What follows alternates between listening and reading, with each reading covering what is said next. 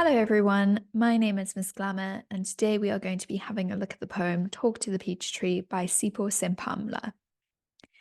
Just for a little bit of context, Sepamla wrote this poem during the apartheid years and he uses it to voice his opinion on the political talks that took place between various parties before the formalized end of apartheid. And our poet saw the pen as being the bomb which would be used to fight against apartheid and social justice.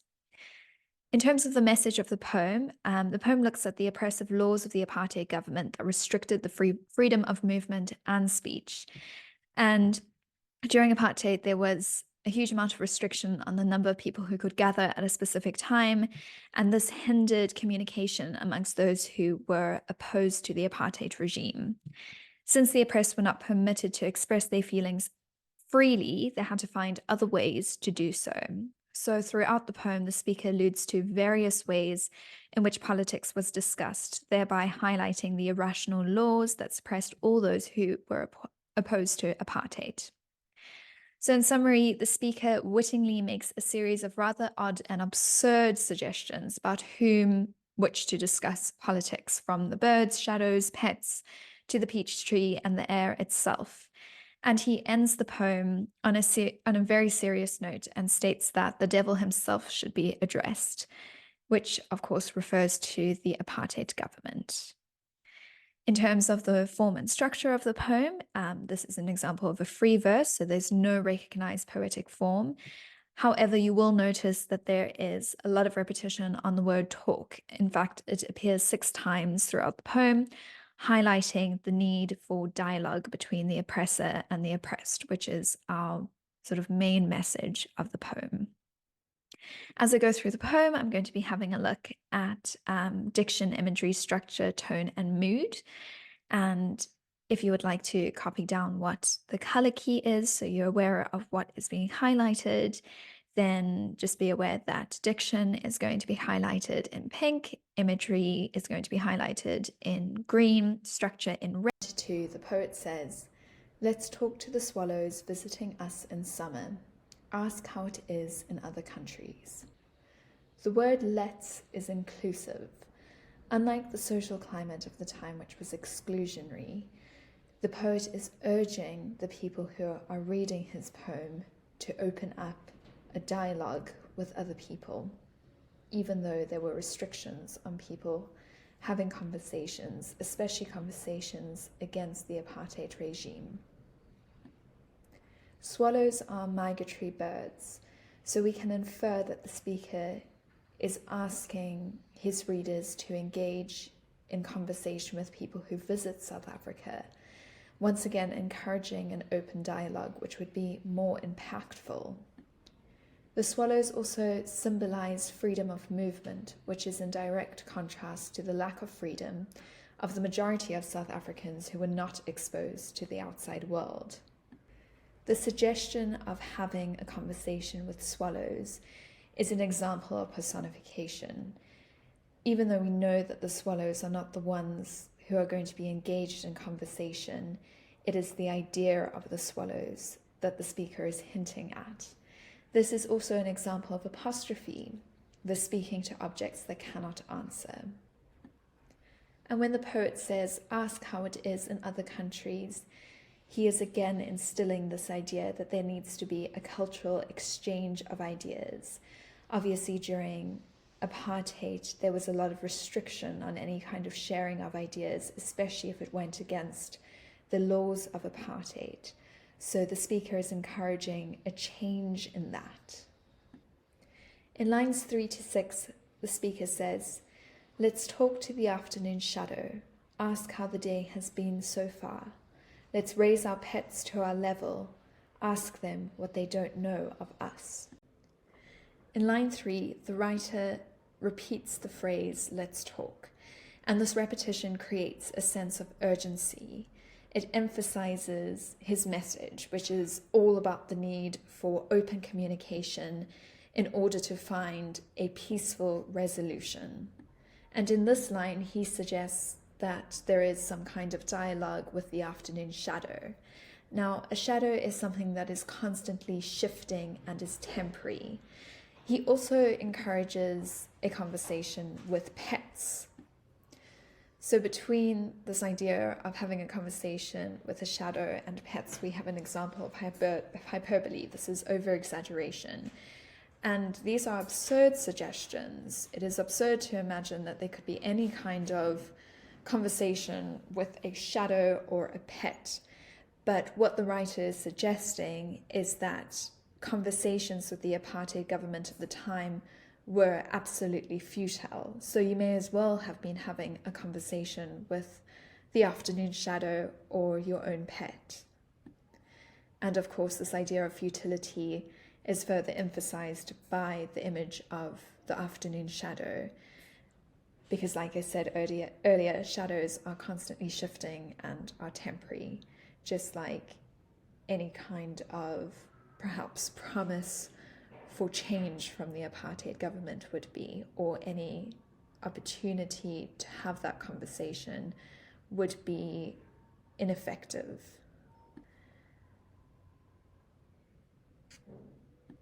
We have a continued use of personification and apostrophe in these lines, and I also want to emphasize the repetition of the word ask over here. So it's like the speaker is reaching out to the others, and he is suggesting that it is only through communication that any kind of misunderstandings can be avoided and prejudice can be removed. And this idea of miscommunication and censorship is further explored in the next few lines. In lines 7 and 8, the speaker says, words have lost their meaning. Like all notions, they've been misused. So the idea of words having lost their meaning is a reference to the censorship of media that happened during the apartheid era. And as a result of the censorship, there were many incidences of mixed messages being sent to the citizens of South Africa as well as the outside world. Mixed messages around what actually was happening during apartheid, the actual reality of what was going on. And this introduces the speaker's tone, which is very much frustrated. He feels at this point that talking during apartheid is useless, and he is attempting to find new ways for people to have conversations that will actually bring about a positive change, because any attempts to negotiate change at that point have failed. The word notions is a reference to language systems, representations, and codes used to create laws and systems of governance. And he says, like all notions, they've been misused. So all language systems, all laws have been completely misused by the apartheid government, because they have given some people freedom and they have taken away the freedom of other people. And he really feels that language has been twisted and used to convey lies and propaganda, and all conversations and all messages from the media and the government itself cannot be trusted as a result of this. In line 9 and 10, the writer says, most people will admit a whining woman can overstate her case. Now, this image of a whining woman is very much a gender stereotype, but what our poet is doing is they are highlighting how complaints about the same thing can often be ignored, and they are seen as complaining without any valid reason, so creating a noise disturbance or a nuisance. And that's how the apartheid government responded to any kind of complaint from the people of South Africa. They merely just dismissed it. And the use of alliteration in whining woman emphasizes that sort of droning background noise that is being ignored. And when you overstate something, it's almost like you're overdoing a particular statement. And again, the apartheid government would have seen any kind of complaint as an overstatement, an over-exaggeration of what was going on, and as a result, ignore any kind of pleas for change. Therefore, the speaker is emphasizing his initial point, which is that so far all the conversations that have happened have been ignored and they haven't been effective. And now it's the time to try and find a more effective means of communication. Moving on to lines 11 and 12, the speaker says, "Talk to the paralyzing heat in the air. Inquire how long the mercilessness will last." In line 11, when the speaker talks about this paralyzing heat in the air, he is referring to the fact that the apartheid government has rendered people unable to do anything. They have been incredibly oppressive.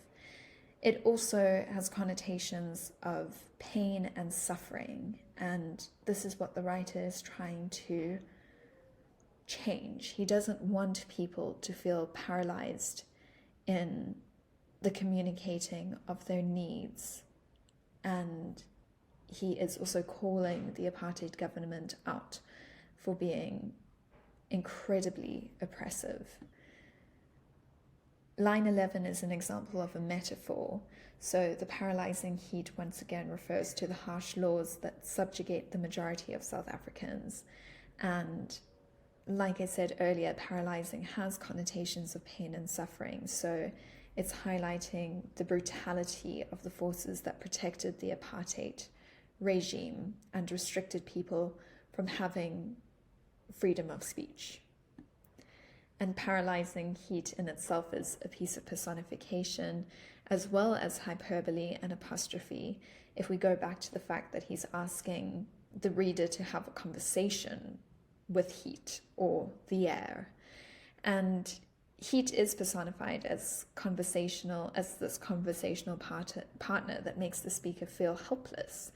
So again, suggesting that talking to the oppressor is completely futile. Like we said earlier, when we spoke about the idea of having a conversation with a shadow.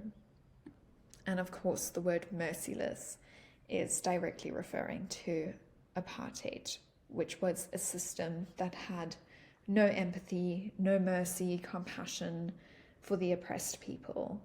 And the laws of apartheid were very restrictive, with harsh penalties if they were broken. And one of those laws was protecting the apartheid government from people having any kind of conversation that went against their system. In lines 13 and 14, the speaker says, "Let's pick out items from the rubbish heap. Ask how the stench is like down there."